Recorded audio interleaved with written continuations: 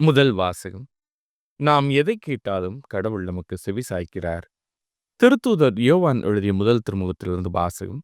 அதிகாரம் 5 இறைவசனங்கள் 14 முதல் 21 முடிய. அன்பார்ந்தவர்களே, நாம் கேட்பது கடவுளுடைய திருவுளத்திற்கு ஏற்ப அமைந்திருப்பின், அவர் நமக்கு செவி சாய்க்கிறார்.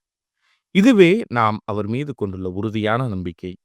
நாம் எதைக் கேட்டாலும் அவர் நமக்கு செவி சாய்க்கிறார் என்று நமக்கு தெரியும். எனவே நாம் அவரிடம் கேட்டவற்றை பெறுவோம் என்னும் உறுதி நமக்கு உண்டு. பாவம் செய்வோர் சாவுக்குரிய பாவம் செய்யவில்லை என்று கண்டால் அவர்களுக்காக கடவுளிடம் வேண்டுதல் செய்ய வேண்டும். கடவுளும் அவர்களுக்கு வாழ்வு அருள்வார். சாவுக்குரிய பாவமும் உண்டு. அப்பாவத்தை செய்வோருக்காக வேண்டுதல் செய்ய வேண்டும் என நான் சொல்லவில்லை. தீச்செயல் அனைத்துமே பாவம். ஆனால் எல்லா பாவமுமே சாவுக்குரியவை அல்ல. கடவுளிடமிருந்து பிறந்தோர் பாவம் செய்வதில்லை என்பது நமக்கு தெரியும். ஏனெனில் கடவுளிடமிருந்து பிறந்தவர்களை அவர் பாதுகாக்கிறார். தீயோன் அவர்களை தீண்டுவதில்லை. நாம் கடவுளை சார்ந்தவர்கள். ஆனால் உலகனைத்தும் தீயோனின் பிடியில் இருக்கிறது. இது நமக்கு தெரியும். இறைமகன் வந்து உண்மையான இறைவனை அறிந்து கொள்ளும் ஆற்றலை நமக்கு தந்துள்ளார். இது நமக்கு தெரியும். நாம் உண்மையான இறைவனோடும் அவர் மகன் இயேசு கிறிஸ்துவோடும் இணைந்து வாழ்கிறோம். இவரே உண்மை கடவுள். இவரே நிலை வாழ்வு. பிள்ளைகளே, சிலை வழிபாட்டை குறித்து எச்சரிக்கையாயிருங்கள். இது ஆண்டவரின் அருள்வாக்கு. இறைவா, உமக்கு நன்றி. பதிலுரை பாடல். ஆண்டவர் தம் மக்கள் மீது விருப்பம் கொள்கின்றார். அல்லேலூயா. ஆண்டவருக்கு புதியதொரு பாடலை பாடுங்கள். அவருடைய அன்பர் சபையில் அவரது புகழை பாடுங்கள். இற்றையில் தன்னை உண்டாக்கினவரை குறித்து மகிழ்ச்சி கொள்வதாக சியோனின் மக்கள் தம் அரசரை முன்னிட்டு களி கூறுவார்களாக. ஆண்டவர் தம் மக்கள் மீது விருப்பம் கொள்கின்றார். நடனம் செய்து அவரது பெயரை போற்றுவார்களாக. மத்தளம் கொட்டி யாழிசைத்து அவரை புகழ்ந்து பாடுவார்களாக.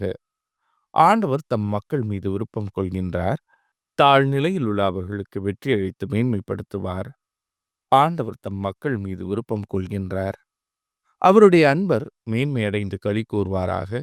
மெத்தைகளில் சாய்ந்து மகிழ்ந்து கொண்டாடுவாராக. அவர்களின் வாய் இறைவனை ஏத்தி புகழட்டும். இத்தகைய மேன்மை ஆண்டவர்தம் அன்பர் அனைவருக்கும் உரித்தானது. அல்லேலூயா. ஆண்டவர் தம் மக்கள் மீது விருப்பம் கொள்கின்றார். நற்செய்திக்கு முன் வாழ்த்தொலி.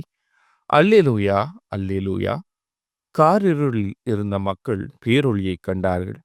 சாவின் நிழல் சூழ்ந்துள்ள நாட்டில் குடியிருப்போர் மேல் சுடரொளி உதித்துள்ளது.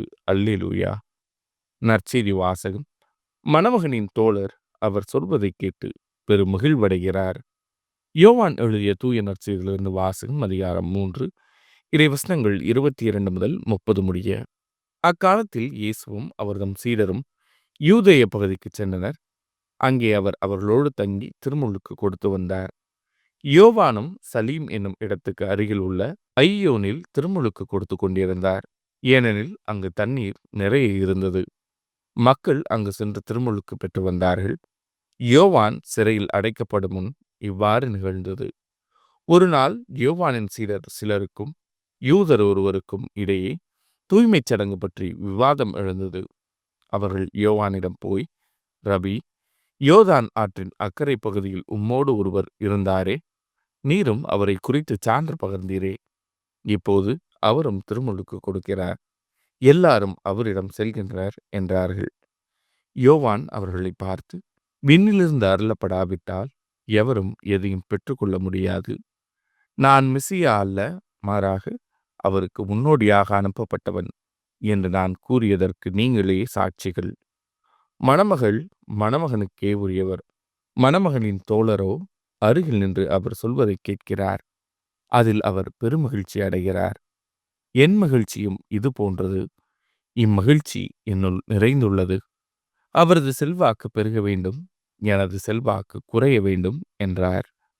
இது ஆண்டவரின் அருள்வாக்கு. கிறிஸ்துவே, உமக்கு புகழ்.